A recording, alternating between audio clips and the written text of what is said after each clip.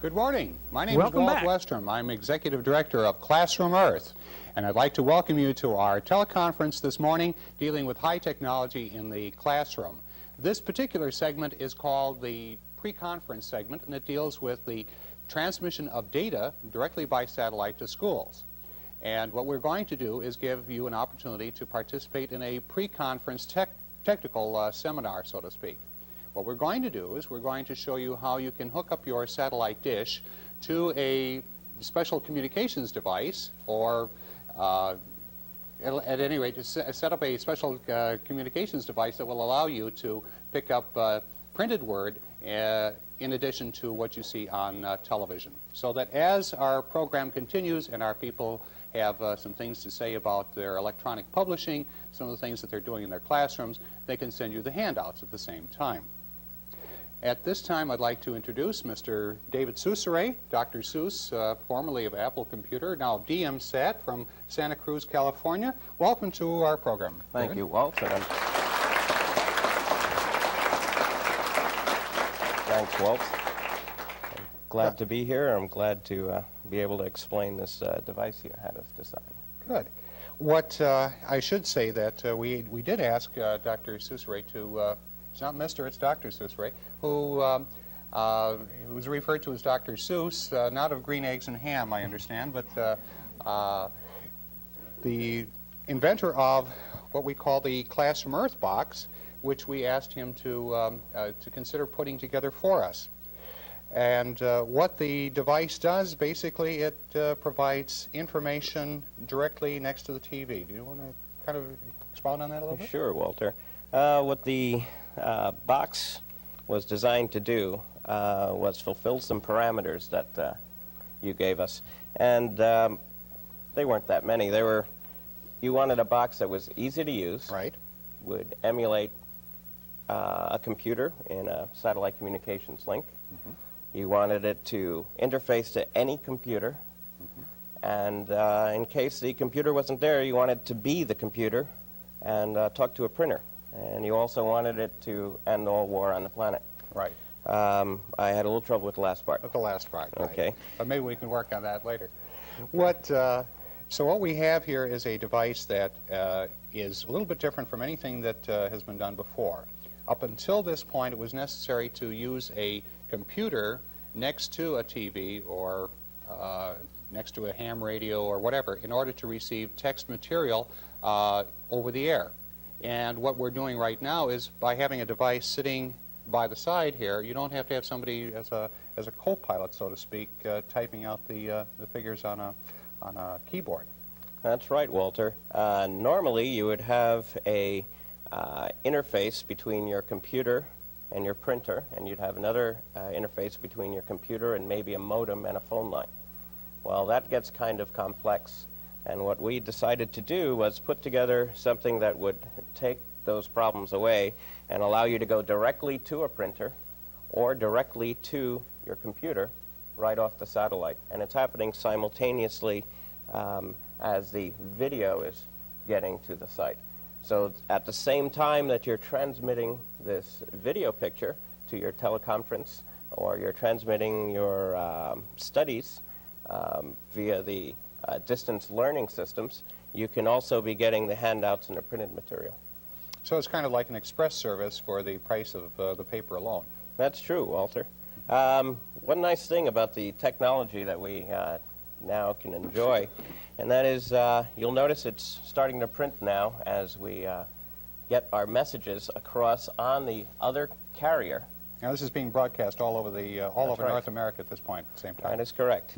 And it only takes roughly a quarter of a second to go anywhere in the footprint of the satellite.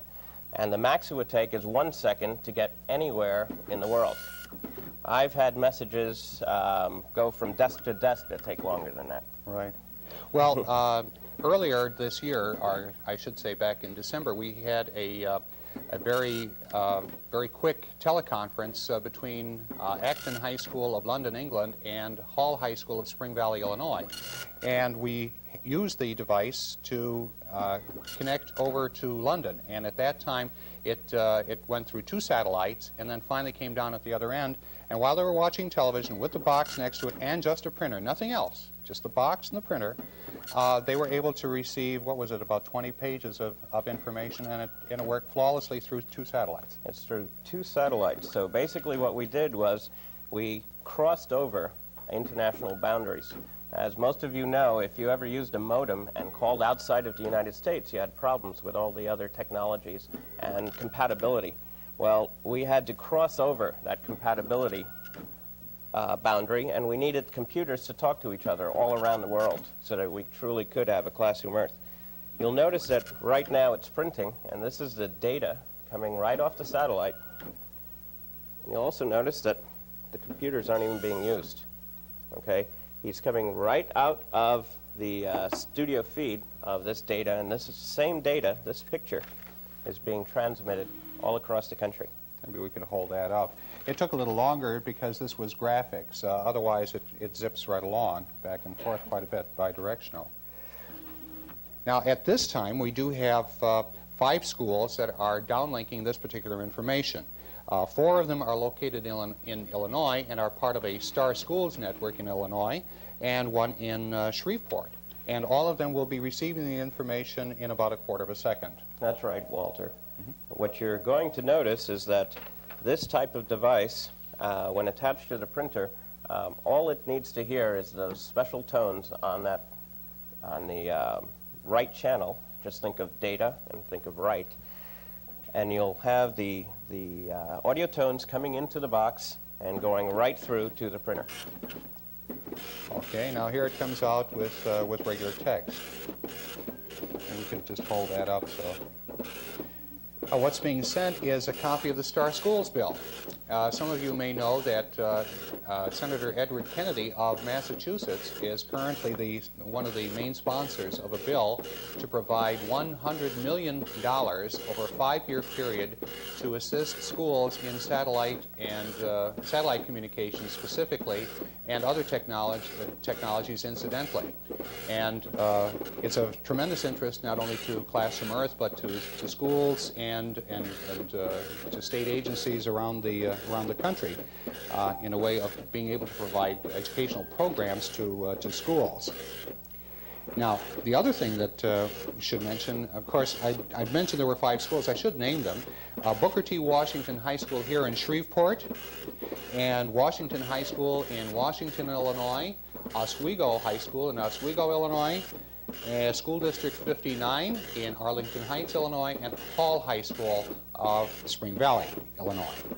Now, at each location now, whether they are in Illinois or in Shreveport, it takes a 1/4 of a second. That's right, Walter. As far as the signal is concerned, as long as you're receiving the signal through your satellite dish, he doesn't care where you are. You could be across the street or in Europe.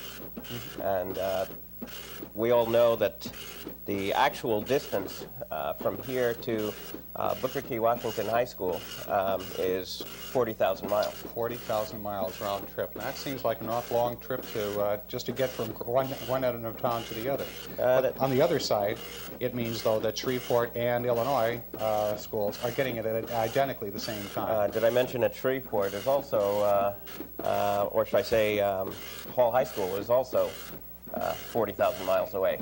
Right.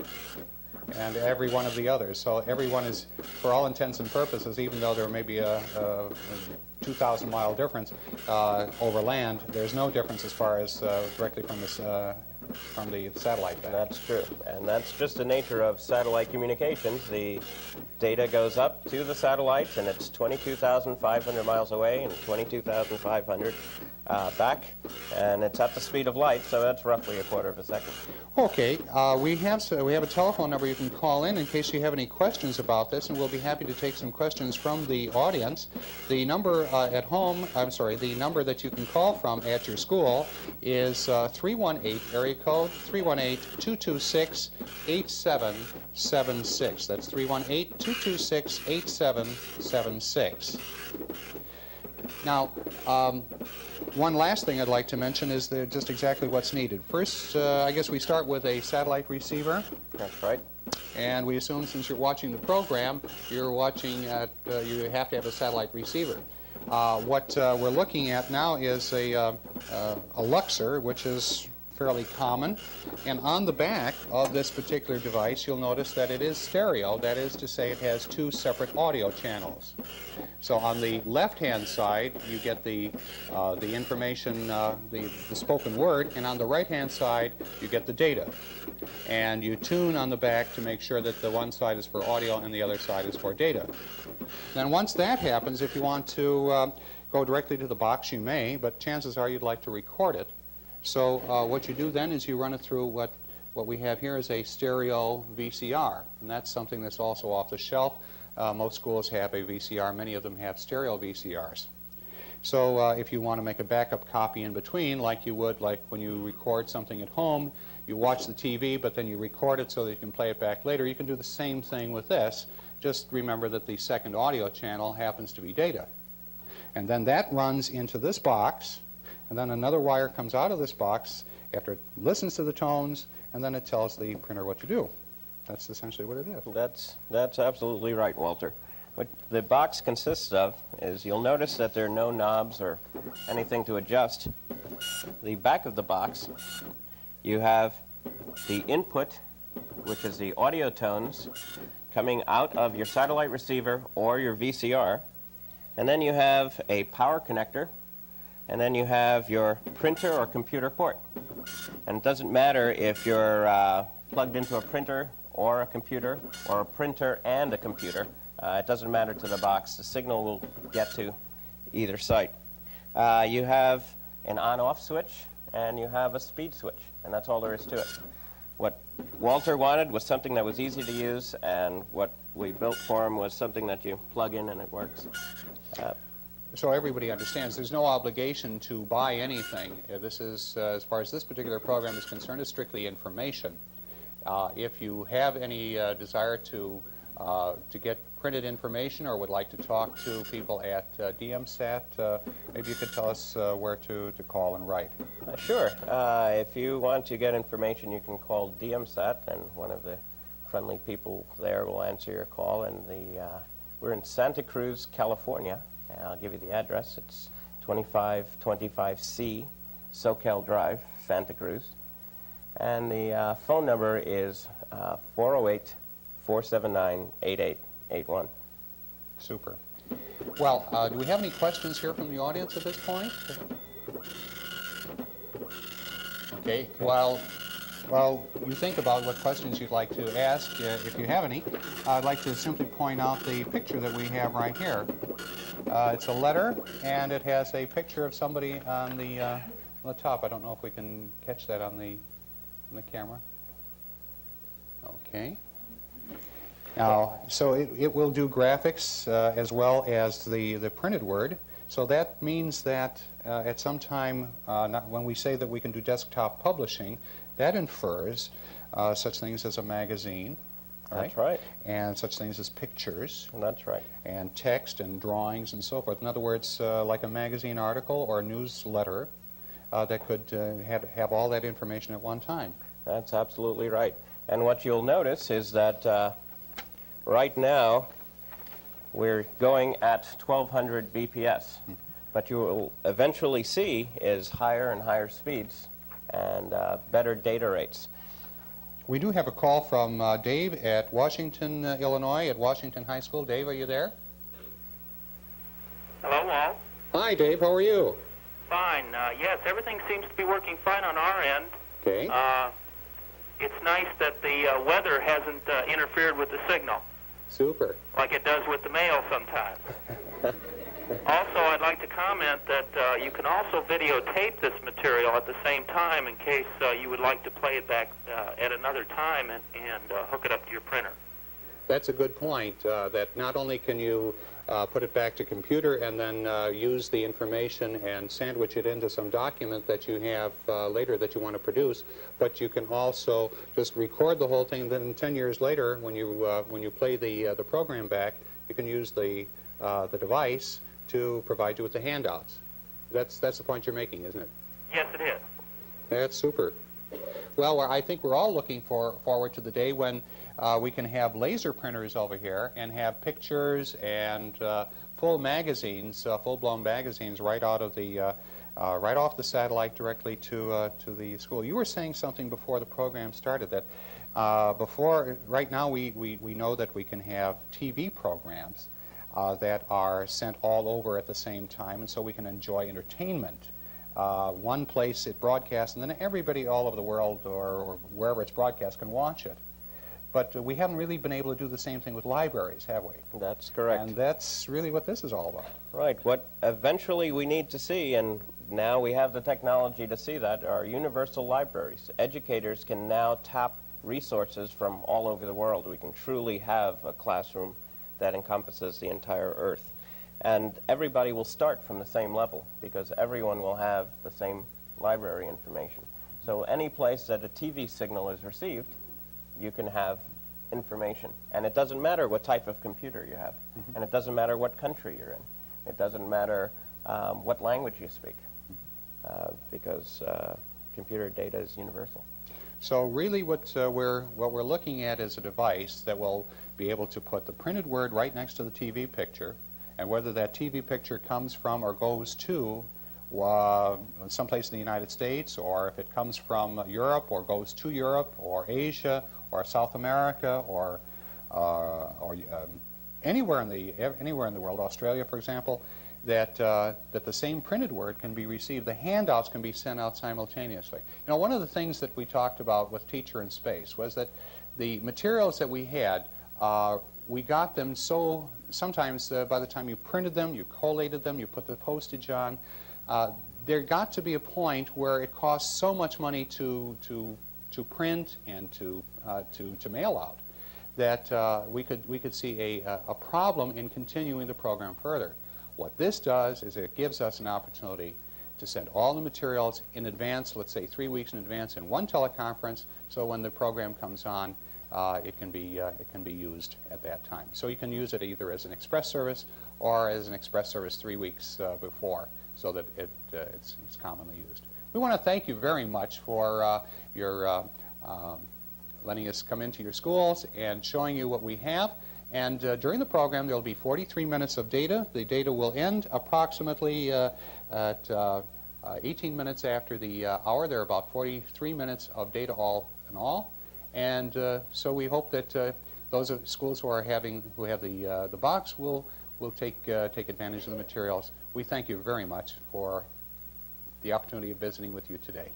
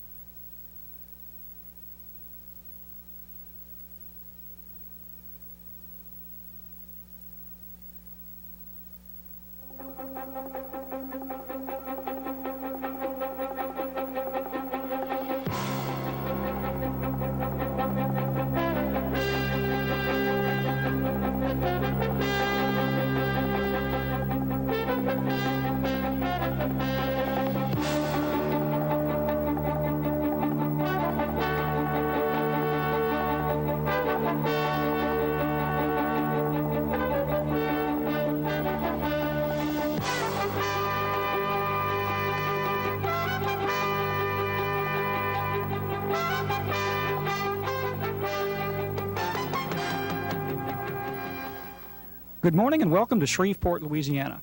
My name is Mike Abietti and I'll be your host today as we explore the fantastic world of high technology in the classroom.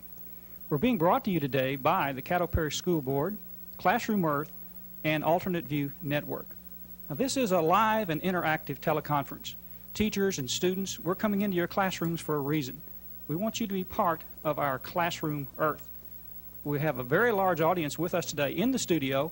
They're going to be part of this show, and I challenge everyone out there viewing on television to also become part of our show. Classroom Earth is here with this teleconference to do many, many things. But understand we're teachers talking to teachers. And it's very important that we think about technology, we think about how that technology is utilized in our classrooms. Today you're going to be viewing a large number of segments that deal specifically with technology in your classroom. These are types of things that you can actually do tomorrow. We're going to provide you with the information, we'll provide you with the expertise, such that you can find out about high technology in the classroom. Well, there are a lot of possibilities. How will we find out about those possibilities? First of all, we'll be hearing from a group of teachers and students from Killeen, Texas, the public school system there. They'll be telling you about a variety of programs that they happen to have going on. They're exciting and they're real. And we want very much for you to enjoy what they have to say and not to forget what they have to say. Utilize it long after our show is over today.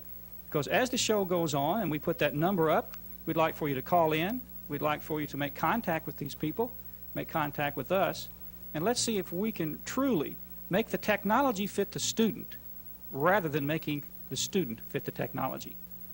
At this point in time, I want to introduce Ms. Minerva Trujillo from the Killeen Public School System. Ms. Trujillo is an administrator and assistant principal, and she has some lovely guests with her today, and they're going to give us a concept of what's going on in Killeen, Texas, as far as high technology in the classroom. Minerva, welcome to Shreveport. Thank you. Right now, I'd like to introduce you to two young ladies who have been very busy doing a research paper using the latest technological advances available to them. This is Lisa Riemann-Snyder, a sophomore, and Stephanie Thompson, a junior, both from Ellison High School in Killeen. Last April, Stephanie and I were given the opportunity to explore Johnson Space Center and film portions not open to the general public. We interviewed several fascinating people, including Peggy Laflane and John Treves. As a school project, we spent many hours editing and publishing a video. Stephanie? From our experience, we were able to accumulate a vast range of knowledge. Included in this is the space program, the television editing process, and word processing. Finally, we developed as a team as well as individuals. We would now like to show you a part of our video tape that we made.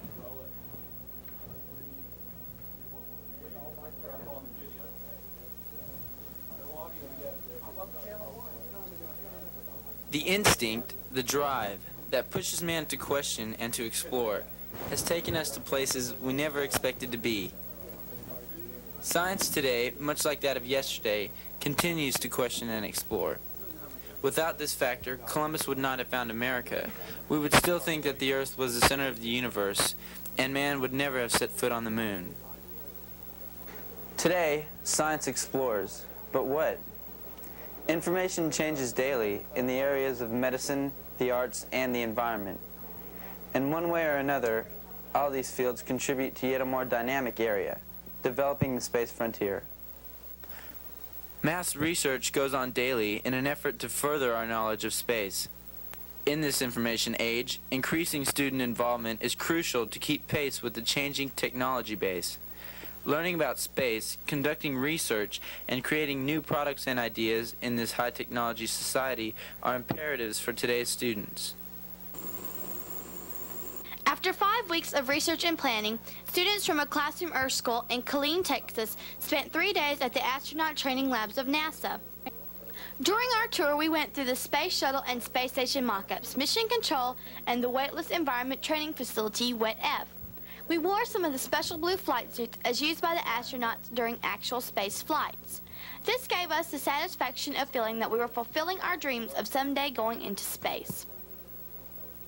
Our tour started at the FFT, short for Full Fuselage Trainer. Here we experienced the training procedures the astronauts go through in preparing for a mission. Inside we saw where they sleep, eat, live, and work during shuttle missions.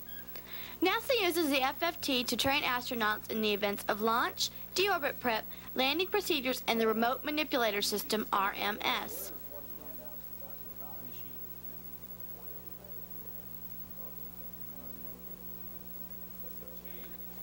Mark and Lisa went through one of their safety checks called a sharp edge inspection, as shown here. This is to make sure that a suit isn't torn while in space. That could be drastic. By the way, each suit is valued at $150 a piece. Pretty steep for the threads of their type, wouldn't you say? The middeck, which we entered through the side hatch, is the approximate size of 2 commercial airline cockpits.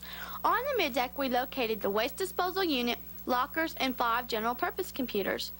The extravehicular activity suits can be found in the airlock, which is also located in the middeck. We also played with weightlessness, which is one of the atmospheric conditions in outer space. Astronauts use this condition to help them with their work and also for leisure.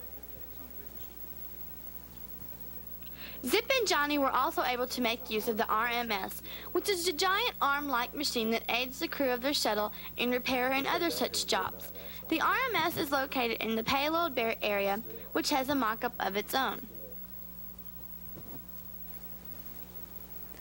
Well, anyway, we were all set for launch, or so we led our imaginations to believe. Sitting at the shuttle commander's seat, I felt the surge of adrenaline rush through my body. I seemed to be able to relate this feeling to that of a roller coaster ride. I found then that however much I would have liked to go up, my fear of the unknown kept me from... Uh-oh, I think I've done something I shouldn't have. Oh well, maybe we'll see something interesting. Thanks to Dr. Cott and Mrs. Barbara Carroll, I became involved in the program when they planned the seminar for the talented and gifted students. They and other teachers in the program have kept the students very busy, as the textual material on the computer data channel in our next video indicate. Space exploration and colonization continue to be a prime interest for students in the Killeen Independent School District in Killeen, Texas. Space is our next frontier, and the explorers of tomorrow are busy today preparing for the challenges which are sure to follow in the not-too-distant future. It's exciting to think that the students who participate in our classroom projects today are the same ones who may fly the shuttles and other space vehicles of tomorrow.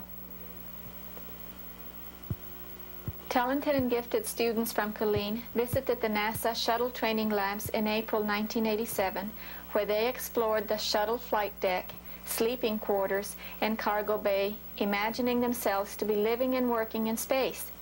While exploring the shuttle, mission control, and the space station mock-up, which NASA plans to launch in the 1990s, they recorded their experience.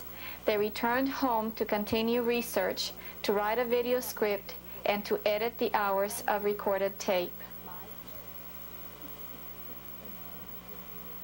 In December 1987, students in Killeen had the opportunity to meet and share their ideas and projects.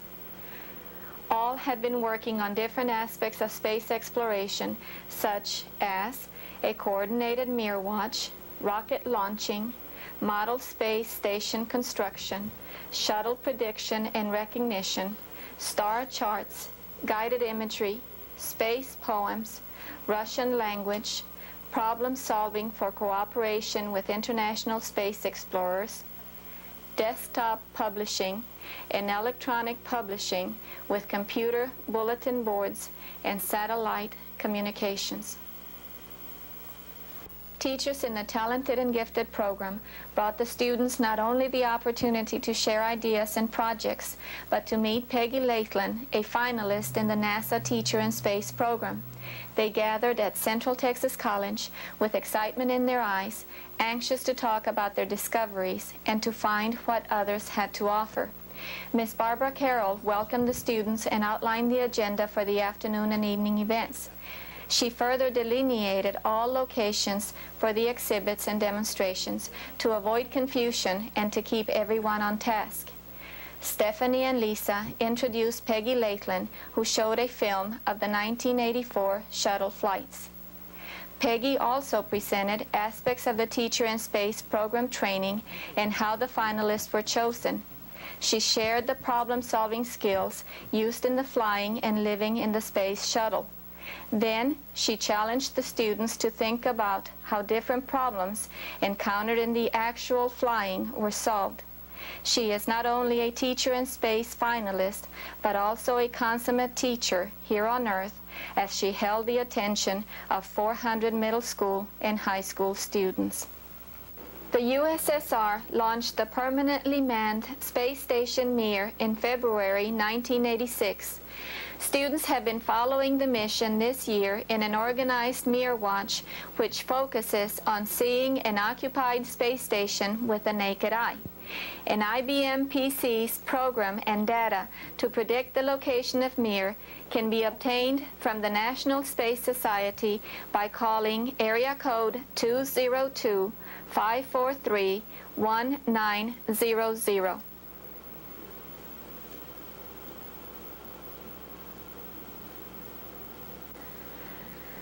Our middle school students were trained to locate the Mir space station and to use the NASA Spark kit to teach others to locate visibility windows when Mir is visible in a geographical area. Then, when the shuttle schedules resume, students can use the Spark, a shuttle prediction and recognition kit, to locate the shuttle overhead. Space stations, lunar outposts, commercialization of space, and eventual colonization of Mars will require global cooperation and communication. Essential to communication is cultural understanding, languages, teamwork, and shared goals. Cooperation and teamwork would not be possible without problem-solving skills. These students use this project to increase their creative problem-solving skills by completing research projects, building space habitation and rocket models, and computing mathematical projections.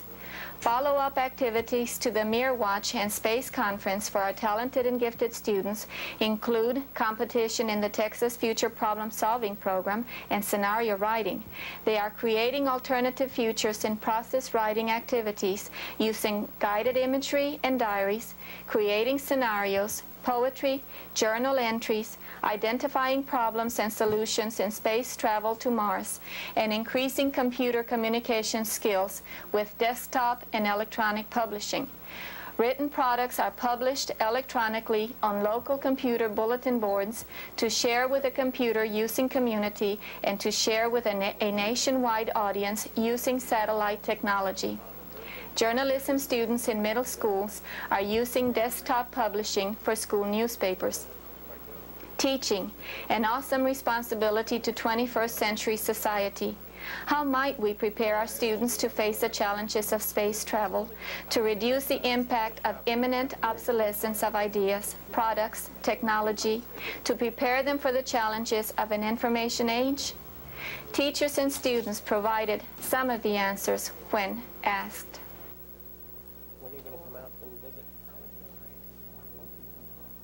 Mir is a space shuttle that is Soviet in origin, and it passes over the United States. And the Mir Watch is a way of predicting at what day, what month, what day, what time that we might observe this Soviet space object going across our Killeen, Texas. Explain the project that your students have here today.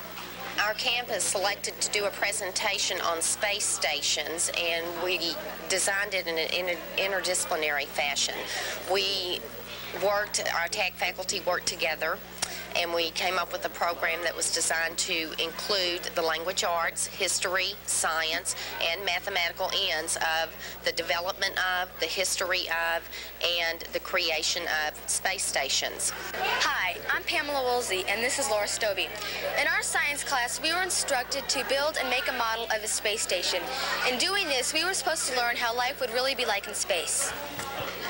In English, we did newspapers and magazines holding articles on events which might actually occur on a space station. Mrs. Nelda Drury has taught dance for 30 years at San Antonio College in San Antonio, Texas. Using the traditional method, she can teach a few students at a time. Using this technology, she can teach hundreds of students simultaneously. Furthermore, her teaching techniques can be used for future generations, and she can teach many more students in future years. Mrs. Drury's presentation and her dance is choreographed and will be accompanying the video presentation through the computer data channel. Mrs. Drury? It's very exciting to have this medium available for the teaching of dance, because up to now it had been very difficult to record the spirit and the enthusiasm of dance from just a printed word. The dance that we are having today, presenting, is Evangelina. It is a Mexican dance. It is a polka. It is being presented by students who are ordinary students. They have not had professional training. They're students like an average classroom would have, and they have learned the steps of this polka, Evangelina, to bring to your classroom so that you can use it whenever wished. Here it is, Evangelina.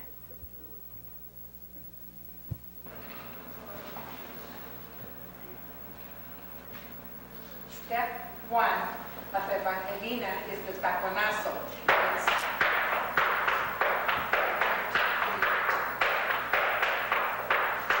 And it's used face to face and back to back.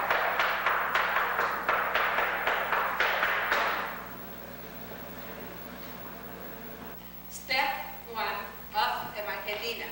Ready, and 1, 2, 3, 4, 5, 6, 7, 8.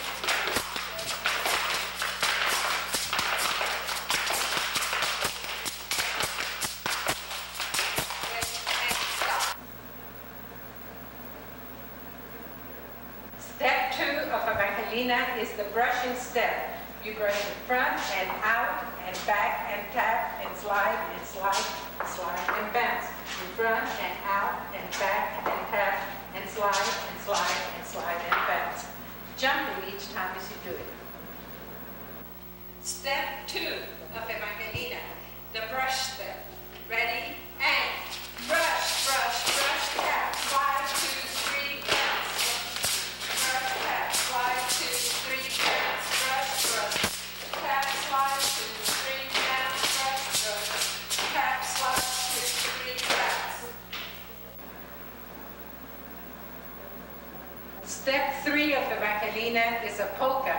2 steps together, polka steps together, and 2 to turn the girl. So that it's a 1, 2, 3, and a 2, 3, and 1. Polka step, and turn the girl. Step 3 of Evangelina, the polka step. Ready? And a polka step, and turn the girl around. A polka step, and spin the girl around. A polka step, and spin the girl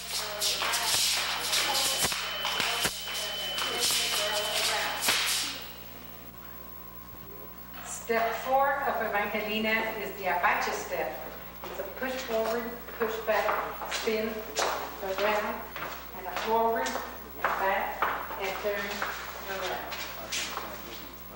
Step 4 of Evangelina, the Apache step. Ready, and a forward, and back, and spin, around, and forward, and back, and turn around. A forward, and back, and turn, 2, 3, 4, and forward, and back, and spin around. Step 5 of Evangelina. 1, 2, 3, and 4.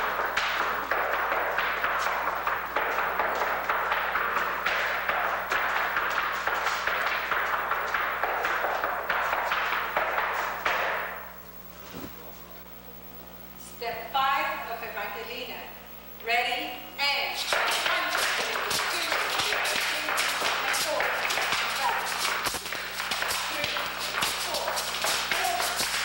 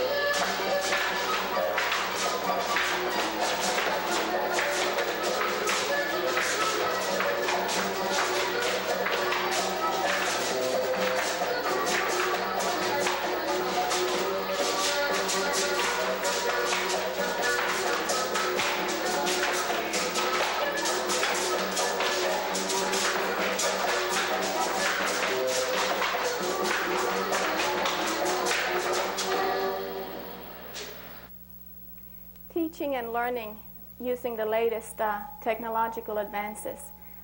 Challenging, yes. Exciting, yes. We in Killeen plan to extend our knowledge, and we look forward to the challenges that lie ahead. For example, in teaching dancing, we have several groups in Killeen that using this method, we can not only get the script, but also learn the steps, step by step. Look at the video, look at the script, which would come over the data channel, the computer data channel, and go over it again and again, because this way the skills that Mrs. Drury teaches are archived for future generations, and consequently any information that we are sharing or that we can share in the future, we can catalog and use at a later date. So yes, we are excited in Killeen, and we plan to advance and hopefully use anything that comes our way.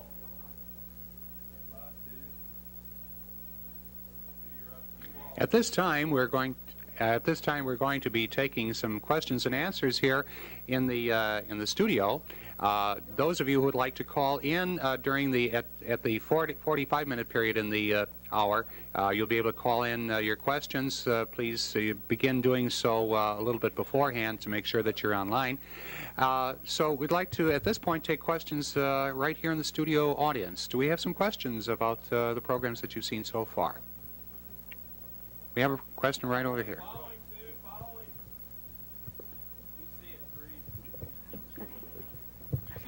Yes, please.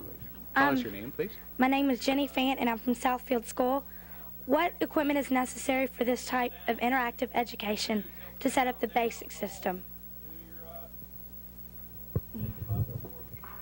Okay, for the you mean for the data box?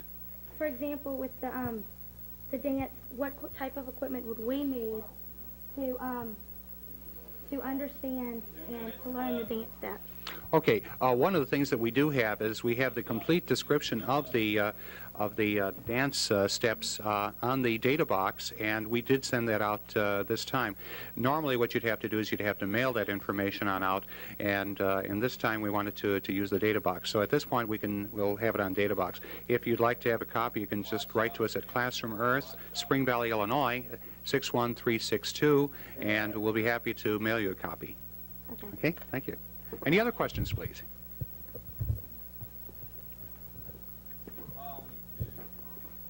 Okay, let's see. Which camera are we on now? Okay, here we are. I'd like to get this way. What's your name, please? Clint Harris. Clint? Yes, sir. Our school does not have a satellite dish, and I think it's an excellent way to learn. How could we go about getting one for our elementary school? Okay. For your elementary school, how can you get one? Okay, are you pretty good friends with your principal? I would say you probably want to talk with your principal first and see if he can show him a copy of this tape, for example, and then see if he wouldn't be interested in putting one up. Okay, do we have any others? Okay, one more question. Okay. Let's see now, where are we here? On this camera? Okay. What is your name, please? What school are you from? Ben Davis. I'm from Stockwell Elementary School. And here in Shreveport? Bossier. In Bossier. Oh, okay, good. What's your question, please? Will there be a translator, or will there be a language specialist on the space shuttle? Okay, I'm not sure, and I just see that we have to wrap up at this point. We'll try to catch that question next time. Thank you very much. We'll be going on, and please stay tuned.